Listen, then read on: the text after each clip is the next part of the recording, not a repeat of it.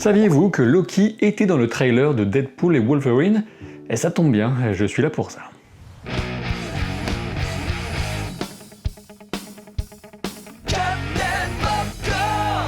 Deadpool et Wolverine s'annoncent de lui-même comme le messie du MCU, alors peut-on compter sur l'anti-héros irrespectueux pour ramener hype et cohérence au sein d'un univers en déliquescence et en perte de popularité?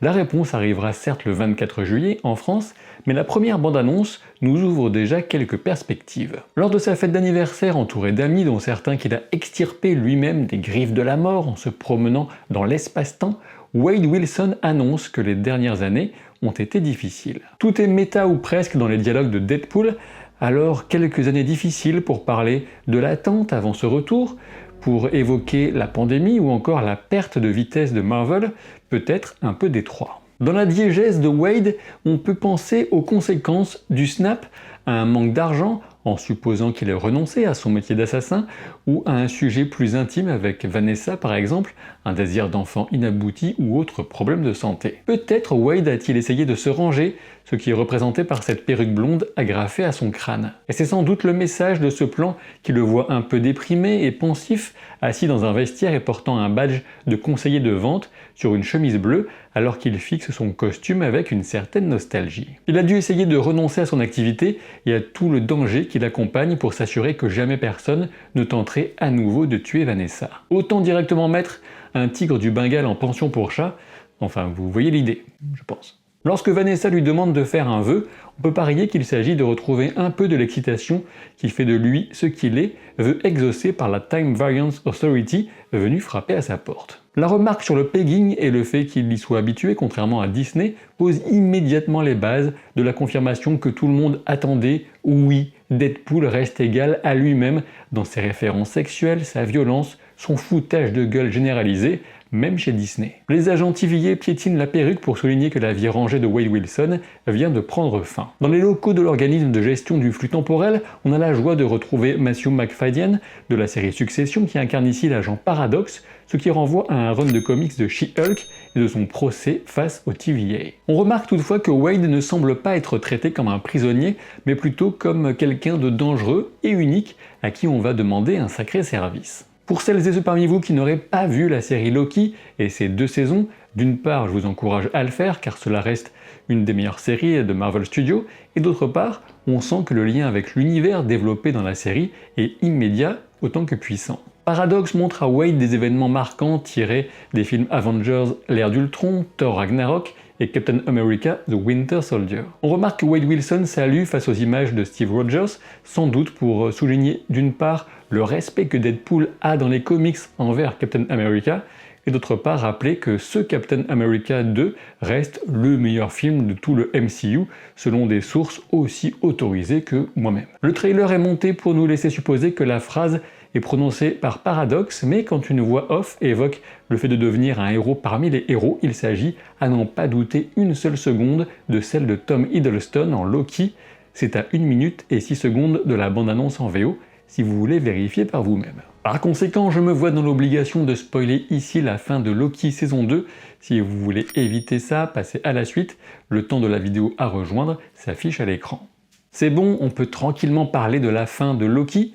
Donc pour rappel, le dieu de la malice s'est transfiguré et a consenti un immense sacrifice en prenant à sa charge la viabilité des lignes de temps. Tout le multivers menaçait de s'effondrer, mais il a saisi les lignes, les a infusées de son pouvoir divin et s'est installé en garant du temps en quelque sorte, avec pour symbole on ne peut plus marquant Yggdrasil, l'arbre monde des mythes nordiques. Voilà pourquoi la voix de Loki a du sens ici, notamment si la mission de Deadpool consiste à ramener de la stabilité et de la cohérence dans ces univers, ces époques, ces histoires. Seulement voilà, confier une mission cruciale à Deadpool, c'est un peu comme jouer à la roulette russe avec un barillet plein. Et oui, le gars va sans doute se mettre en tête de retrouver Logan plutôt que de sauver le multivers de la menace des incursions, avec un univers entrant en collision avec un autre, comme dans l'exemple de celui des X-Men de la Fox qui entre en collision avec celui du MCU. Même pour Deadpool, pas de film de super-héros sans super-vilain, et ici on devine la silhouette de dos de Cassandra Nova,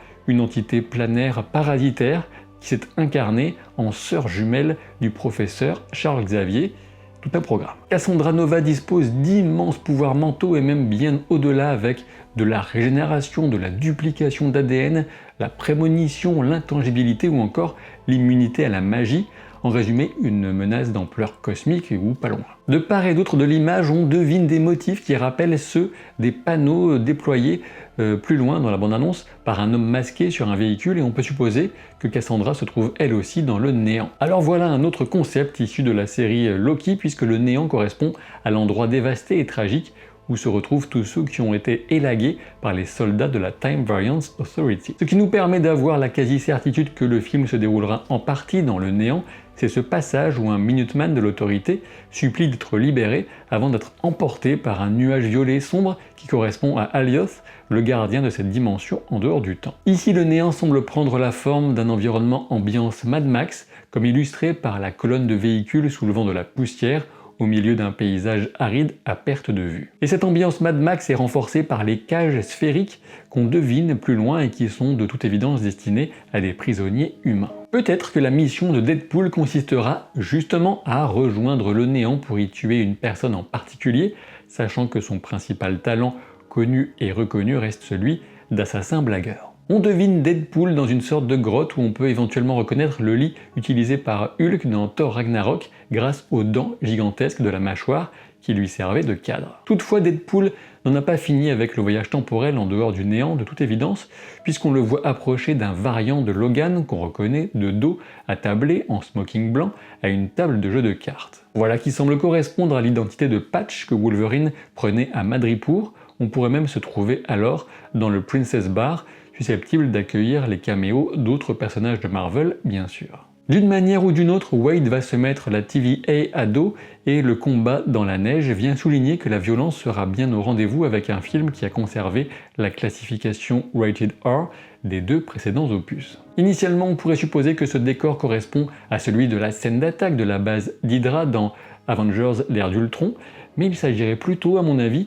du lieu de la mort de Wolverine dans le film Logan de 2017. Et voilà qui semble marquer une constante, à savoir l'obsession de Deadpool pour Wolverine, et à force de le chercher, visiblement, il va le trouver. La scène à l'intérieur d'une grande voiture montre les traces de coups de griffe de Wolverine, ou autre version, sachant que la voiture ne correspond pas pour autant à la limousine conduite par Logan dans le film éponyme de 2017, j'ai vérifié. Pour revenir dans le néant, on constate que le logo de la 20th Century Fox y gît comme pourrait le faire la Statue de la Liberté dans La Planète des Singes. Et dans ce néant, on reconnaît notamment Trevor Devil, l'interprète de Pyro des films X-Men.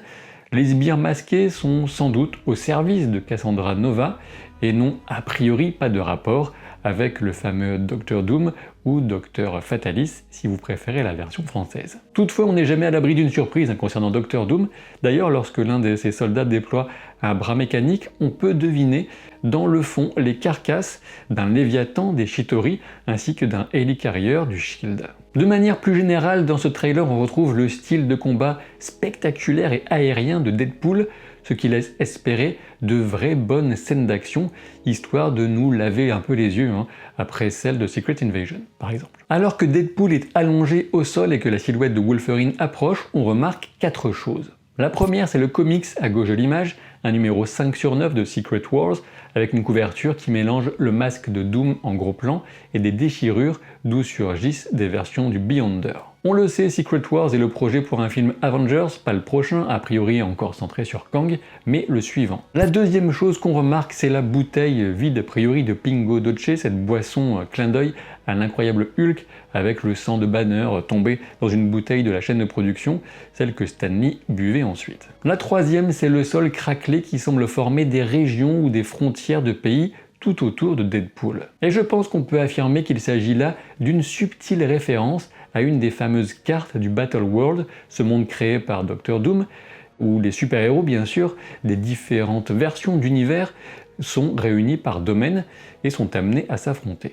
Dernière chose qu'on remarque, bien plus anecdotique encore, mais prouvant un certain sens du détail, c'est le W que forme l'ombre de Wolverine lorsqu'il sort les griffes afin d'aider Wade à se relever, dans la courtoisie et la bienveillance, bien sûr. La bande-annonce a déjà battu des records de visionnage et on peut se dire que Marvel tient là une chance non négligeable de toucher à nouveau du doigt un film capable d'atteindre ou du moins d'approcher du fameux seuil du milliard de dollars de recettes mondiales. Alors personnellement je parierais plutôt sur du 800 millions, ce qui est déjà énorme. Un personnage tel que Deadpool peut-il sauver l'univers Marvel après l'avoir décimé dans les comics? Excellente question, Captain. J'ai envie de dire pourquoi pas. Quoi qu'il en soit, je pense que le film sera assez amusant. De là à y voir vraiment un sauveur ultime, disons qu'il introduira potentiellement l'un des derniers atouts que le MCU conserve dans sa manche, à savoir les X-Men, et pourquoi pas, sait-on jamais, le premier teasing des 4 Fantastiques et de Doctor Doom. Alors de votre côté, vous y croyez encore, un peu, plus du tout ou carrément? Je suis curieux de lire vos avis. Et pensez bien sûr à vous abonner à la chaîne, sans oublier de regarder la vidéo que j'ai consacrée récemment à l'ordre Bene Gesserit de l'univers de Dune, dont la partie 2 arrive prochainement. Et je ne vous dis que ça. À très vite pour de nouvelles aventures. Salut!